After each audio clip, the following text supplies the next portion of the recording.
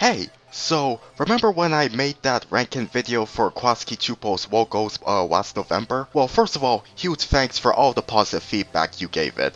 This was indeed a fun project to work on, and for sure I'd do another logo ranking video in the future, especially since some of you have left me excellent ideas in the comments. But the reason why I'm bringing it up today is because I was remembering when I said in the video that there were no logos in the Klasky Csupo family that could be considered an honorable mention before reviewing my #1 pick, but just recently I realized I was dead wrong.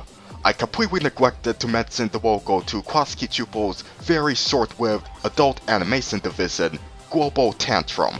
Yeah, I was just browsing CLG Wiki one Sunday evening only to be reminded of this logo's existence.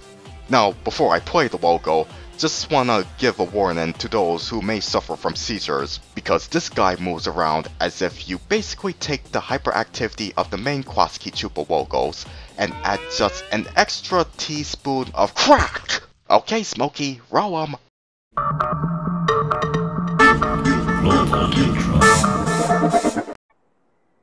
What the hell is that? Well, Krusty, that was indeed a logo. You saw what I mean when I said that Global Tantrum is as bonkers as the primary Klasky Csupo logos, right?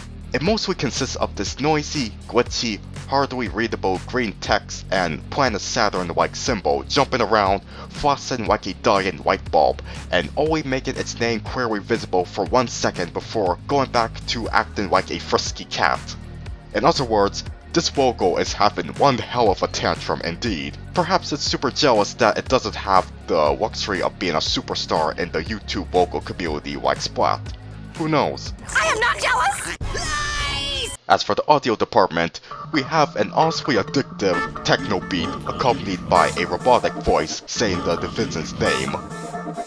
This is very likely an autism thing on my part, but whenever I come across catchy logo theme music, you can bet my copy of Jerry Beck's Out of Print Nicktoons book that I would play it back over and over and over again! The music undoubtedly fits those early 2000s computerized vibes that Global Tantrum's logo is going for. Easily the big reason why I ended up making a new friend for my list of underrated logos. And not only is the music fitting, but the logo itself does blend in with the adult-oriented content that Klasky Csupo was producing under the Global Tantrum label. Of course, the main Klasky Csupo studio was never a stranger to adult animation, but at this point in their history, they wanted to organize all their cartoons with naughty words and naughty bits into a section separate from their more family-friendly stuff like Rugrats, Wild Thornberrys, and As Told by Ginger. Like, no offense to the 1991 Graffiti logo, but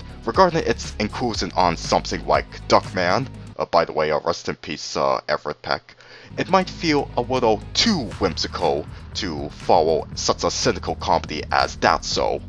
But Global Tantrum over here, had it exist in 1994, which of course it didn't, would have been more appropriate.